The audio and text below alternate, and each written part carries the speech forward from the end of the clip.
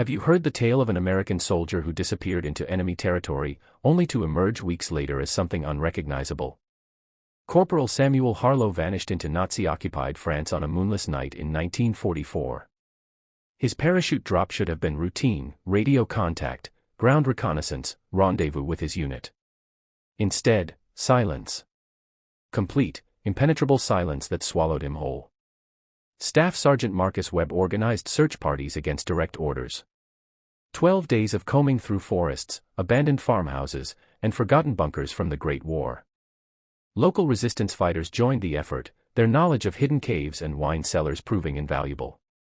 But Samuel had simply disappeared, as if the earth itself had opened up to claim him. Webb refused to accept the inevitable. He'd grown up with Samuel in rural Kansas, knew his resourcefulness and survival instincts better than anyone. They'd enlisted together, trained together, shipped out to Europe with dreams of returning home as heroes. Now one of them was missing, and Webb couldn't shake the feeling that something unnatural was at work. On the 13th day, during an unauthorized search deep in enemy territory, German forces ambushed Webb's team. 3 men died in the firefight.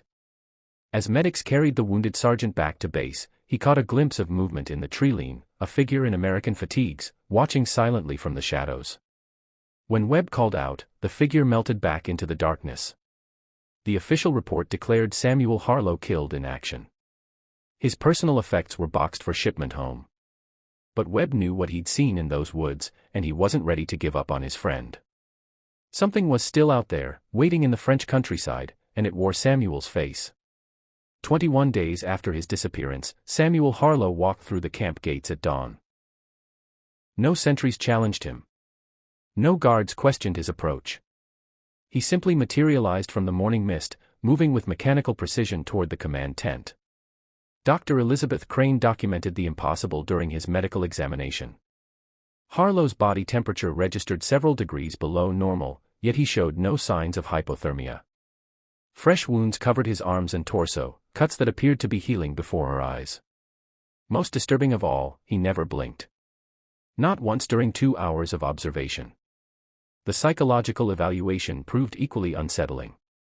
Major William Hayes tried every technique in his repertoire, but Harlow remained completely unresponsive.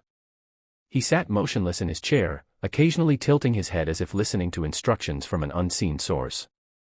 When Hayes mentioned his hometown in Kansas, Harlow's eyes briefly focused, not with recognition, but with something that might have been hunger.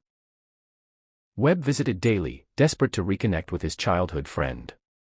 But the thing sitting in the medical tent bore little resemblance to Samuel Harlow. It wore his face, carried his identification, but possessed none of his warmth or humanity. During one visit, Webb whispered, "Sam, what happened to you out there?" For the first time since his return, Harlow looked directly at him. He opened his mouth and released a sound that would haunt Webb forever, a low, resonant tone that seemed to vibrate through the tent walls and into his bones. The sound of something pretending to be human but failing in ways that defied description. The investigation began after 3 soldiers died during a routine patrol with Harlow. Their bodies were found at dawn, not killed by enemy fire but by what appeared to be sudden cardiac arrest. All 3 were expressions of absolute terror, as if they'd witnessed something beyond human comprehension. Harlow stood motionless among the corpses, facing the forest. Colonel James Mitchell's team uncovered evidence that defied explanation. Soil samples revealed mineral compositions that shouldn't exist in French earth. Photographs showed anomalies in Harlow's bone structure, as if something had fundamentally altered his skeletal system. Audio equipment detected subsonic frequencies emanating from his throat, sounds below the range of human hearing. Local civilians provided disturbing testimony. Madame Du Bois reported seeing blue lights beneath the ground on the night of Harlow's disappearance, pulsing with an otherworldly rhythm. Her livestock died mysteriously over the following days, their carcasses drained of blood. The breakthrough came when resistance fighter Claude Bertrand led them to an underground complex hidden beneath the forest floor. Deep within the ancient tunnels, they discovered a chamber filled with symbols that seemed to shift when viewed directly. At its center lay a pool of liquid that reflected no light, its surface perfectly still despite the movement of air through the passageways. Embedded in the chamber walls were dozens of identification tags from soldiers spanning decades of warfare, German, British, American, French. Some dated back to the Great War. Others were too corroded to identify. Samuel Harlow's dog tags were not among them. The site was sealed, classified at the highest levels. But some doors, once opened, cast shadows across generations.